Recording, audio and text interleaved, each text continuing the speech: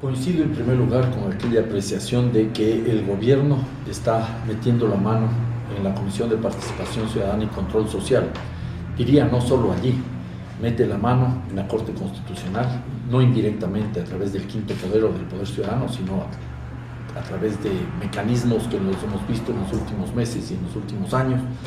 Mete la mano en la Corte de Justicia, en la Corte Nacional de Justicia, porque eso es lo que le aprobó el pueblo ecuatoriano. Mete la mano en el Consejo Nacional Electoral, que resulta una caja de resonancia de Carondelet. En suma, no hay independencia de funciones. Ese es el reto, no solo es el tema de la Comisión de Participación Ciudadana y Control Social, sino la misma Corte Nacional de Justicia este rato tiene una clara influencia del gobierno central. ¿Cómo enfrentar esa realidad? Teniendo en la mano la Constitución. Yo creo que ese es el mejor mecanismo que tenemos este rato para recuperar los espacios de independencia de las funciones. En primer lugar, respetándolas. En segundo lugar, dando paso a las transformaciones que sean posibles dentro de la Constitución. En un caso dado, incluso se podría llegar a una consulta popular para limpiar de toda esta influencia del gobierno central de Correa, del actual gobierno, que está afectando el funcionamiento de la Corte Constitucional, de la Comisión de Participación Ciudadana y demás instancias del Estado. Estamos planteando nosotros un proceso de autodepuración, estamos exigiendo a la Corte Nacional de Justicia una autodepuración, ojalá tengan la capacidad, y si no lo hacen, nosotros impulsaremos las auditorías ciudadanas para determinar cuáles de esas personas no entraron con los puntos correspondientes y veremos el mecanismo legal para impugnar estas nominaciones. Eso se debe hacer no solo en la Corte de Participación Ciudadana, sino en todas las otras instancias del Estado. El árbitro es vendido, la cancha es inclinada y nos roba la pelota. Esa es la realidad. Si lo hemos visto desde el principio. Si al candidato Alberto Acosta le quisieron, al precandidato Alberto Acosta le quisieron dejar literalmente colgado de la brocha, cuando quisieron anular los partidos políticos que están electoralmente inscritos, como son MPD y Pachacuti, con aquel cuento de las firmas falsas que quedó en nada. Fue un mecanismo a través del cual quisieron quitarnos la tarima para que no podamos participar, y logramos resolver eso. Y ya sabíamos que eso se iba así. Yo incluso llegué a donde el presidente del Consejo Nacional Electoral, ya no me acuerdo en qué fecha fue, no sé si te acuerdas tú, Juan, y le llegué a plantar directamente a esta distancia que, debido a su incapacidad y su sumisión al gobierno, debía renunciar, porque no confiábamos en él. Pero sigue ahí porque él recibe las órdenes directamente desde Carondelet, no va a renunciar, y sabemos que hasta el final él va a cumplir estas consignas, pero eso no nos afecta mayormente. No es que seamos ilusos o miopes, sino que no podemos vivirnos quejando todo el día. Tenemos que organizarnos, y estamos trabajando ya desde hace varias semanas atrás en un proceso de veedurías ciudadanas para las elecciones del día 17 de febrero. La izquierda una y otra vez ha intentado conformar un frente sólido, no solo para dar paso a un proceso electoral, sino para las transformaciones que requiere el país. Y una y otra vez esto ha fracasado, o han durado muy poco tiempo esos frentes. La historia está llena de esos intentos y de esos fracasos. En esta ocasión, creo que se han dado algunos pasos importantes. No digo que esté todo asegurado y que la goma sea suficientemente sólida para hablar de una brujita que nos deja pegados a todos por mucho tiempo. No. Yo creo que eso no es una cuestión estática, es una cuestión dinámica. Pero dimos un primer paso, por ejemplo, con la elección del candidato presidencial a través de primarias.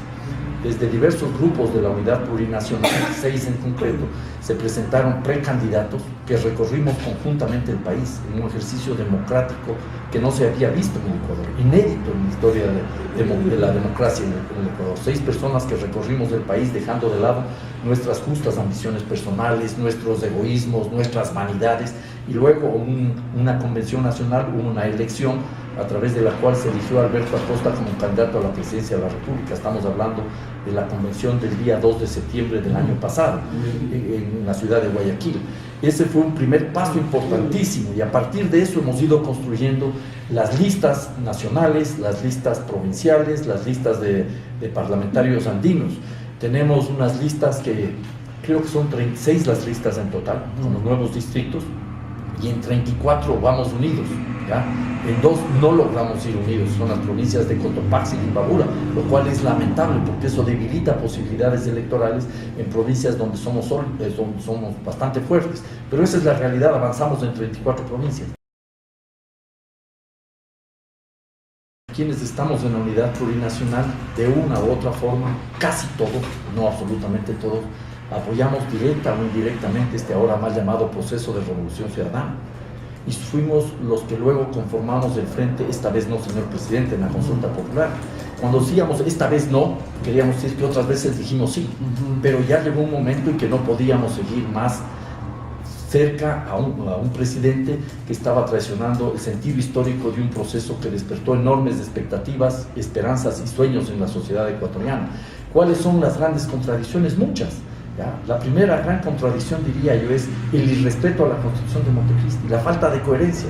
Un presidente que dice que la Constitución va a durar 300 años y se compromete a cumplirla, al cabo de 4 años ya no la cumple. No, en mucho menos tiempo ya no la cumplió.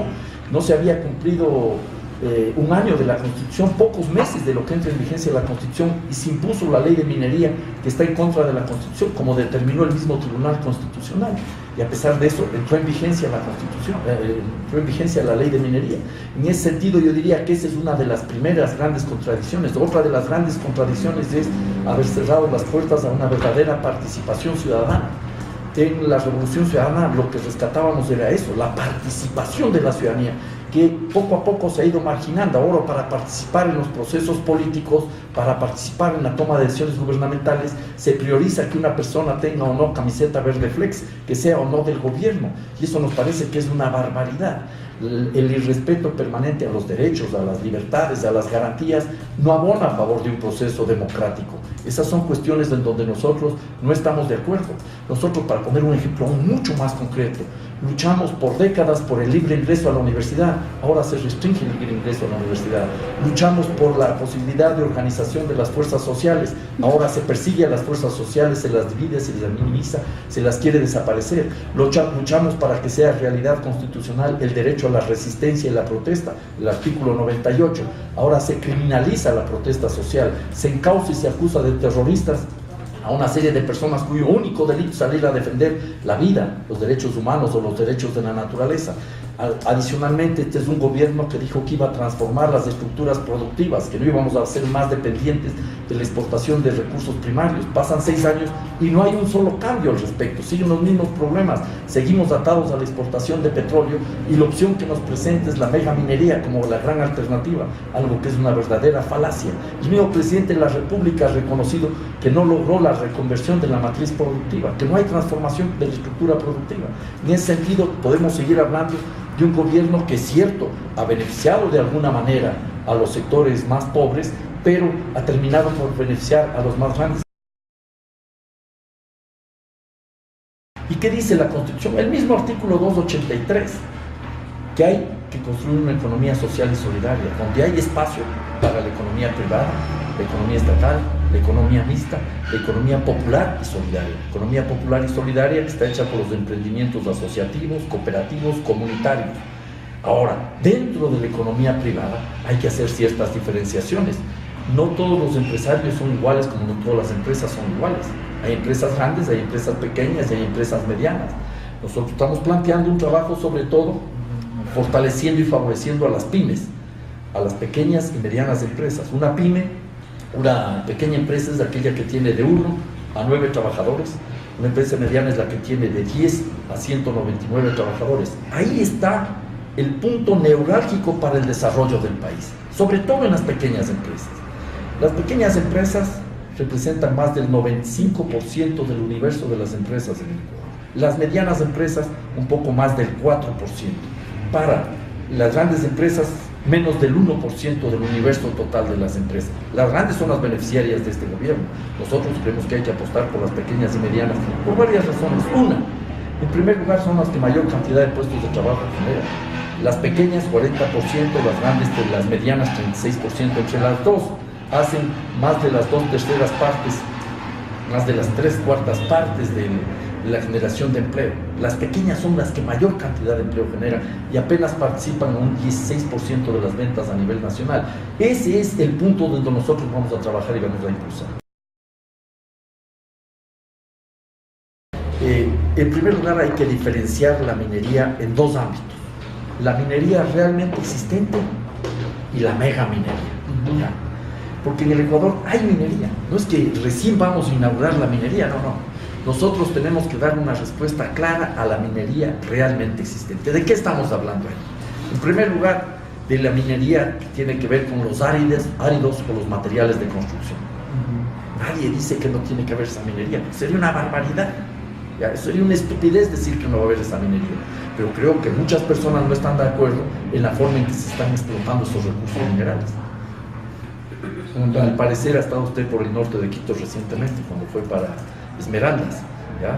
Y ha visto cómo se explotan las canteras. No es una casualidad que en la zona esa de San Antonio tengamos los mayores índices de enfermedades de los ojos y de los pulmones, ¿ya? Porque se están explotando mal esos recursos minerales. No estoy diciendo que no se exploten, pero hay que hacerlo bien. Luego tenemos la minería metálica en distintas partes del país. Es la minería a pequeña escala, la minería artesanal o la minería de subsistencia. Entonces ahí tenemos que comenzar a trabajar con muchas responsabilidades. El gobierno es mucho más contaminante. Porque no hay ninguna política clara al respecto. Ya, es tremendamente contaminante, nadie lo discute, porque no hay ninguna política. No tienen criterios ambientales para trabajar, no tienen criterios económicos para trabajar. Muchas de estas actividades no son consideradas productivas, no acceden a líneas de crédito, entonces tienen que ir a los churqueros, no tienen tecnología adecuada, porque además no tienen condiciones adecuadas para comprar la mejor tecnología, no tienen respuestas colectivas de organizarse. Por ejemplo, la zona de Portobelo, el distrito minero de Portobelo, que existe explotación minera antes de la República del Ecuador, ¿ya? Pero está generando una tremenda contaminación que va a través del río Amarillo y del río Macarena hasta el norte del Perú. El punto de partida es nuestra soberanía. Desde la soberanía nacional, desde una concepción estratégica de país, tenemos que relacionarnos con todos los países del mundo, empezando por los países vecinos. Nosotros tenemos que relacionarnos de una manera activa y dinámica con Colombia y con Perú y con el resto de países de la región. Nosotros vamos a revitalizar, por ejemplo, con nuestro asambleísta Juan Cubi, nuestro parlamentario andino, todo lo que significa la integración. Desde la integración andina creo que nosotros debemos potenciar la UNASUR. Nosotros vemos ahí un enorme potencial. Creemos que también hay que trabajar en el CELAC como en el ALBA. Todos son espacios de integración válidos. Desde esa lógica tenemos que nosotros buscar mecanismos para, como bloque regional, participar en el contexto internacional. Habrá que tener buenas relaciones con los Estados Unidos, buenas relaciones con Europa y con el resto de países del mundo, pero siempre defendiendo los intereses del país. La soberanía nacional, que luego tendrá que transformarse en una soberanía regional para tener mayor potencialidad en el contexto mundial. Nadie puede estar satisfecho cómo está la educación en el país, y menos aún luego de 6 años de este gobierno que pretende llevarnos a un esquema de mejora con restricción. Mejorar la calidad de la universidad cerrando la puerta a la universidad. El reto es mejorar la calidad garantizando el libre ingreso. El libre ingreso y garantizando también la posibilidad de que la juventud pueda escoger libremente sus carreras. No puede haber ninguna imposición para que a la juventud le digan lo que tiene que estudiar. Eso nos parece clave y fundamental. Pero mejorar la educación implica varias cosas. En el cortísimo plazo habrá que tener cursos de nivelación para que los jóvenes que vienen de colegios donde no tienen una educación adecuada puedan participar efectivamente en la universidad, activamente y en buenas condiciones dentro de la universidad. Simultáneamente habrá que mejorar la calidad de la educación secundaria y primaria. Y eso implica incorporar en la universidad como actores fundamentales al estudiantado, a los profesores y profesoras, no marginarlas como hace este gobierno. Este gobierno margina al magisterio en la educación secundaria y primaria y margina a profesores y profesoras. Nosotros tenemos que integrar a todos los actores en este proceso de cambio, profesores, profesoras, magisterio, a nivel secundario y primario, padres de familia y el mismo estudiantado tienen que ser actores fundamentales.